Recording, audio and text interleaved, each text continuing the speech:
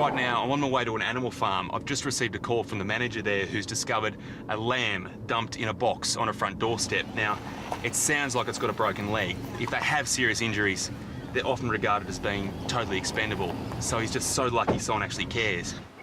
Hey Lisa, how you going? Hi, not too bad, thanks. So where's this lamb? He's just in here.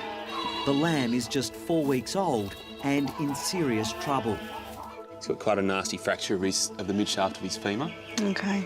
Everything's just crumbled in the middle of Yeah, him. not attached properly. Now, he's either been kicked or he's been Crushed. run over or crushed in some way. Yeah. In terms of fractures that he could get, it's just about the worst. If nothing was done about the leg, then the sad reality is that the lamb would have had to have been put to sleep. He's a stoic little guy, he's tough, he just doesn't show a lot of pain. That's it. How can you just pack your gear up and walk away and say, no, it's too hard? You can't. You look sad. I am a bit. He's you're a little sweetheart. I shouldn't get attached, but I do. We do need to talk about a name too. Leroy. As in Leroy Brown. Baddest lamb in the whole damn town. Aren't you? Leroy. I think Leroy's cute. See you Good later. luck. Thank you. Thanks. I'd love to say that I'm confident, but the reality is we don't fix too many fractures in lambs, especially none that feel as bad as this one does. A little de Brazza's monkey who's diabetic that we've been managing very closely for the last few months. Good girl. So that's her insulin there, and I have to give it to her every day, so it would be fantastic today if you would like to give it to her, so I'm not the big meanie. You've got to remember that monkeys are just like little people. I feel like I'm being set up here. And like us, they have their good days and they have their bad days. And being a de Brazza's monkey, Kamani is also known to be a bit of a biter.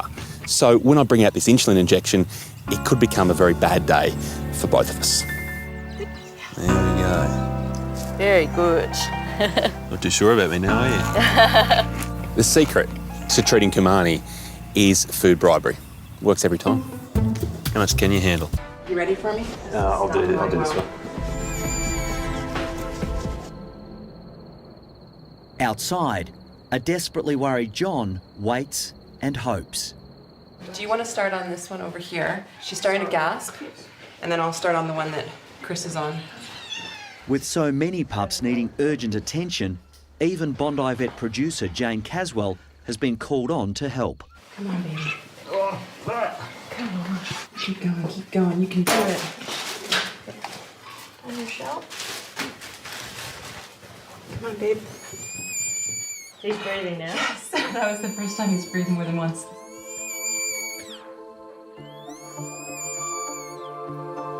Another one coming. One by one, the pups splutter to life.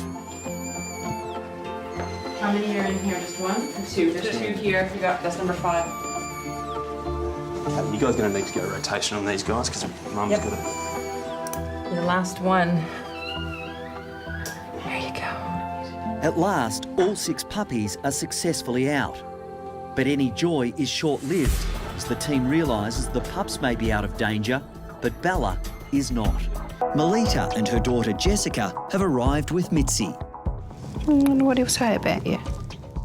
The rescue kitten is struggling to walk since being microchipped. I suspect maybe the chip's pressing on something it shouldn't, and we'll find out. Just pop on there for me. Hey, Mitz. Oh, dearie me. There you go. Oops.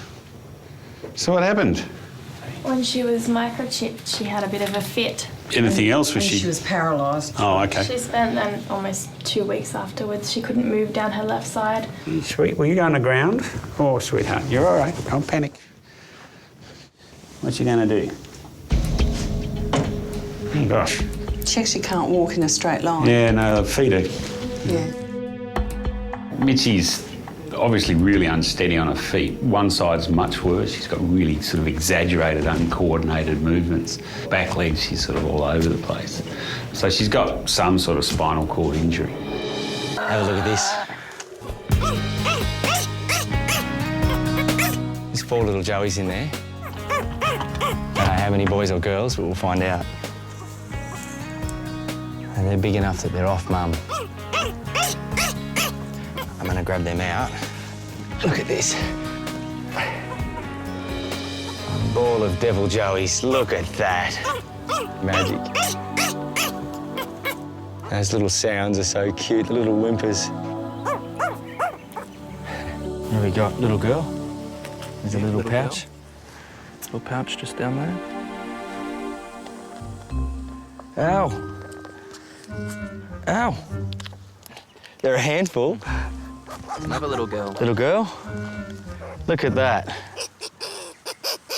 We got 4 sisters.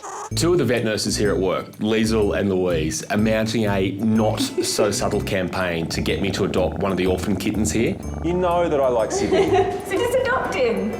They've called him Sydney Brown as a preemptive way of making him, I guess, half mine already. Look, he's now in a frenzy. Every time he comes in, afterwards he's gone, there's a little squish, squish, and his heart's going thump, thump, thump.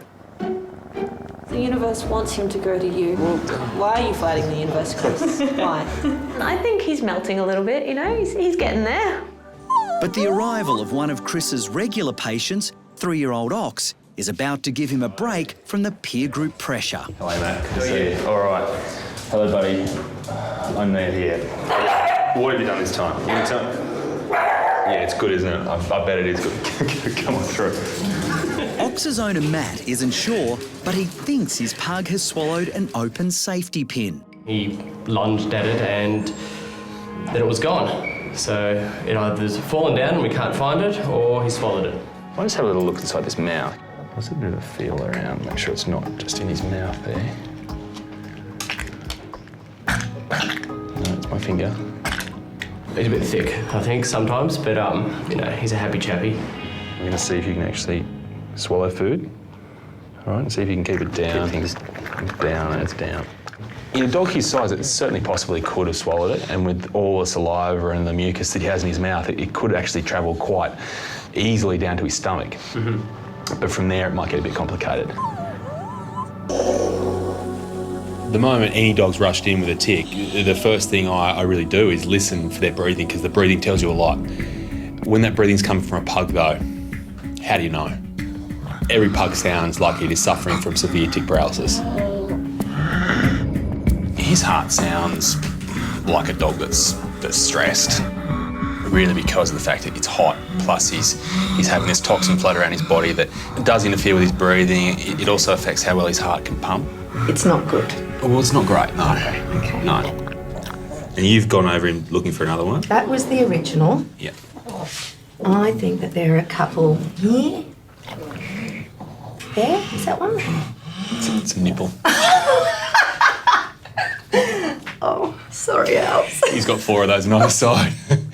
So remarkable that this couple stopped their car in the middle of a freeway, jumped out and tried to rescue these little ducklings. I mean, they could have endangered their own lives. We couldn't have left them there. Wouldn't have forgive ourselves if we did. I'm looking for signs of head trauma, feeling their limbs and seeing if they've got any breaks in their wings and their bones. I mean, if these ducks are so tiny and so fragile that if they came into contact with a tyre or a car or anything on that freeway, they would not have stood a chance. Oh, you did good. Look at them, 9 out of 10. And it's thanks to you. I think it's an amazing effort. Thank you so much. Come on, little guys. Put the food down, you're actually going to eat it. Are you sure? I think you might be sure. Archie's appetite is back after his snail bait ordeal, and so are his test results. It's fine. No. Yeah, serious. No way. Absolutely fine. Wow, amazing. Yeah. What a lucky dog. The results are what we really weren't brave enough to hope for. His liver's fine, so it's managed to cop all that abuse it's been through, come out the other side, and not be showing any serious signs of damage. Do you want to go home before you eat the bowl? They're just bliss. Look at these animals. They are gorgeous. They're always kissing me. He loves me.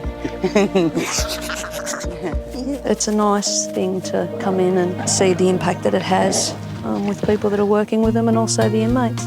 It's life-changing for them. It brings out a good side, it brings out a caring side and loving side, and I guess here you don't really get to show that. She's a very good girl. You're a good boy. Being able to give your love to these animals gives you back your love. Hi, I'm Dr. Danny Dusek from Bondi Vet. If you love our show and want to see more, plus some amazing content about pets and how to care for them, hit the subscribe button. Click that little notification bell and we'll see you on our next video.